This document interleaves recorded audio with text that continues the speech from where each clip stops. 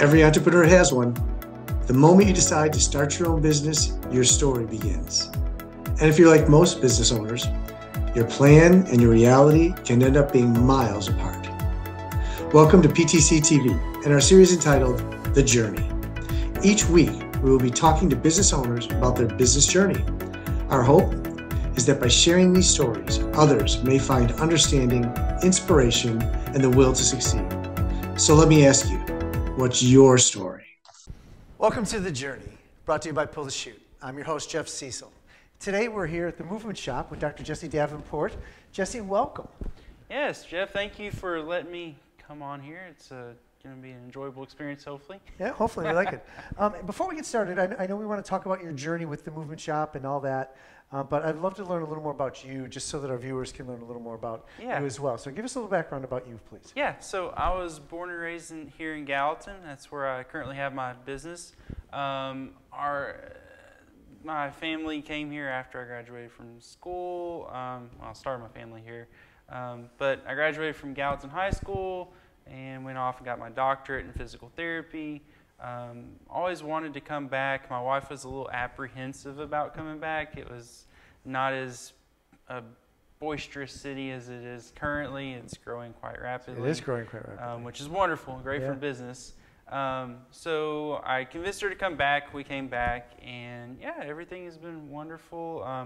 I did sports and stuff in high school. I know a ton of people here, so it really helped to get into the community and get plugged back in by already being part of it. Yeah, I love the fact that you're homegrown and you came back and you're giving back. I think that's really amazing. So, all right, so you started the Movement Shop. Tell our viewers what that's all about. Yeah, so I'm going to approach it from like my goal of the Movement Shop, because there is, of course, the underlying goal for everybody. But my goal for it is to grow a thriving and sustainable company that is here for the health of the community and just being a forward-facing business instead of. A lot of businesses tend to just be sort of in what I see as a silo and just really focus on their little thing, and that's about it. You don't hear about them. Sure. But my goal is to give back to the community in every way I can with our skills and talents that we provide, as well as financially, and support the community as much as possible. That's great. So forward-facing is a great way to put it, because you're going to be out there within the community, doing all kinds of things, being part of things, and you already are. You know, you're part of the chamber, and you help sponsor one of our local Gallatin Lifestyles magazine. Yes. So there's a lot of factors that you're doing there. So it's really great. So the Movement Shop is all about keeping people physically moving. Yes. And you have a particular demographic of people that you're going after? Yeah, absolutely. So we treat many common ailments. We can break it down into three categories. We can look at it from, okay, orthopedic cases, you got your back pain, neck pain, shoulder pain, all those things. And then you have your general neuro conditions, post-stroke, Parkinson's, MS, those kinds of things that we can work on. And then really we highlight and specialize and focus more on the geriatric population. Okay. So the aging process, that frailty, that weakness, falling, just lack of motivation, just everything that you would see in an aging person, we are trying to combat that. Got it. Yes. Okay. All right, that's great. So what is it, what's the process? I mean, so do people, do they have aches? They come in, or do you try to do preventative? Yeah, so we do, well, really, anybody that wants to come in, we get them in somehow. So they have aches and pains, they come in, then they realize that there are other things that are going on. So we identify those and say, hey, if we fix these, then we can go this next phase and this next phase, and then you're moving around and you're doing what you want to do, and you have that 5-10 year outlook of, okay, if I do this now, I'm investing my time and effort. Cool. So yeah, I can have a back pain patient come in and then convert them over to more of our wellness classes and everything. So it's a life cycle. We're an ecosystem versus just a one-stop you're done after 6 weeks of therapy. Got it. Love it. Love it. Okay, so when did you start the movement shop? Yeah. So and why?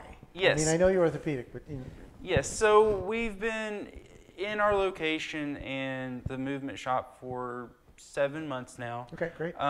We were another business for 4.5 years before that. We were primarily mobile. We didn't have our location.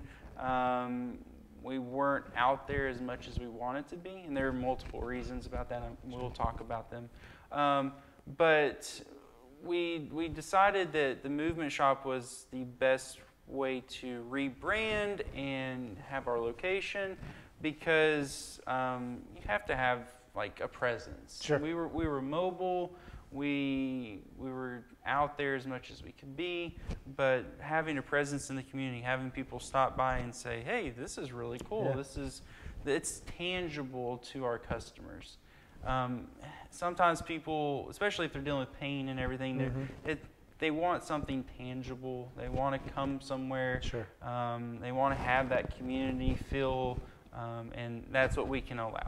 Now we still go to their homes and we do different things like that, but really the movement shop is to get people here, get them better, and help them grow.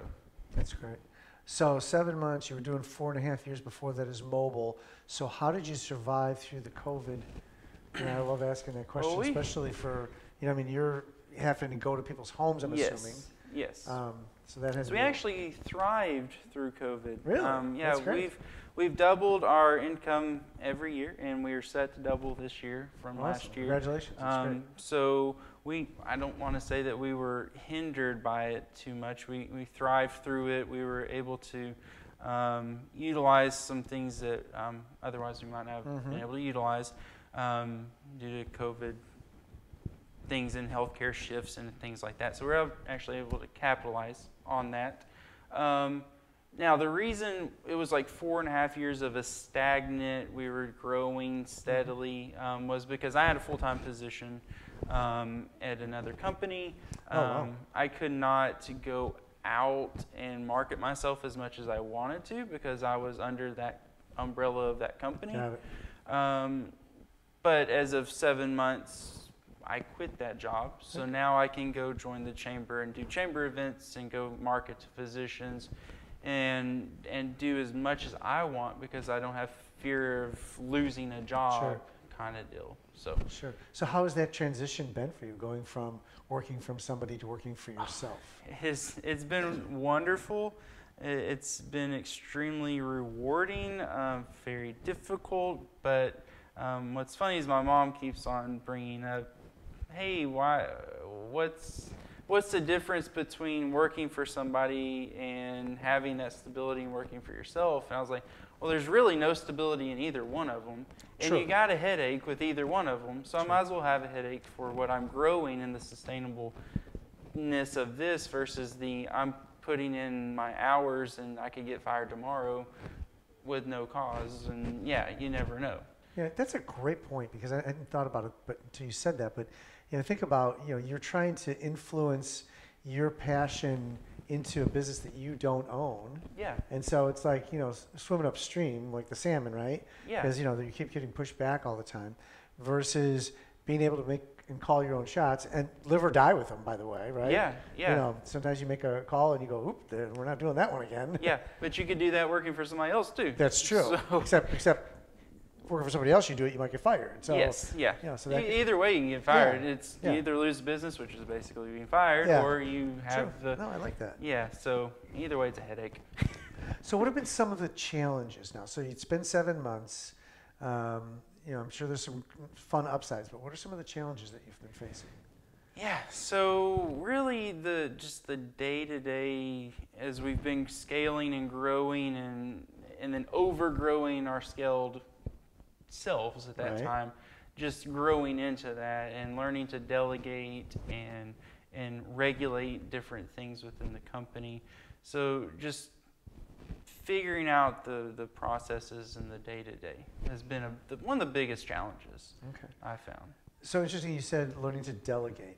Talk to me about that, because that is one of the biggest issues that an entrepreneur has. Yeah. So talk to me I don't know about why we have so much difficulty. It's like we hire somebody, we can just have them do it. Right. So that's actually a highlight of something that we've been able to do is hire somebody to help. Sure. And our staff has been wonderful, and that's really been a miracle and a great thing for us. But then again, you have the staff member, and it's like, okay, I got to hand over my baby of the company. Yeah. Like, do I trust them to do this? Do I trust them to do that? And you can't be a control freak about everything, but it is hard to let go of those things that you've worked so hard to get really good at, and then train them and trust them to do it. Right. So that's probably the key, right? So training them, and then trusting that what you've trained them, you've done it the right way. Yeah, and then forget other right. processes. And then trusting, right? So, and that is a big step for founders and owners and things like that. So it's probably one of the number one things I deal with as a coach is having the owners get out of their own way and trust their people. Yeah. I mean, and we're big advocates, by the way. I always talk about grow your people, grow your company. I'm a huge advocate on growing your people, right? Yes. So it's always important to kind of push them to get better. Absolutely. And then the other thing that you're going to find here, if you haven't already, is asking them what they need to do their job better. Yeah. Right? And hearing the responses sometimes is very surprising. Because in your head, you think, I gave you everything you need to do your job. Yeah. But give them the opportunity to actually try to improve on that. Yeah. Could really change, because again, we can't always work in a bubble, right? We got to be able to let them kind of grow the position. Yeah. And the great part about that is that when they own the process, they're going to go the extra mile to get it done and make sure it gets done right. Yeah, so once they can invest. Factor, so yeah. That's cool. Other challenges, other struggles you've had? Yeah, just time management, energy conservation, and putting energy in the areas that it needs it, and having the stores of energy to do the next thing. Yeah. So not expelling all of my energy on something that doesn't quite need it, like making a sign. Like if I'm making a sign on Canva, not exhausting myself to get this stupid thing done, whereas I need to keep my energy spread out for the rest of the day, kind of deal. So, what's a couple of good things that have happened to you guys? Oh yeah, so definitely having the right staff members that fill niche roles and can grow and have that growth mindset. Because, like you said, they're not coming in and just doing their day-to-day stuff. We're at the ground floor of building a very big company.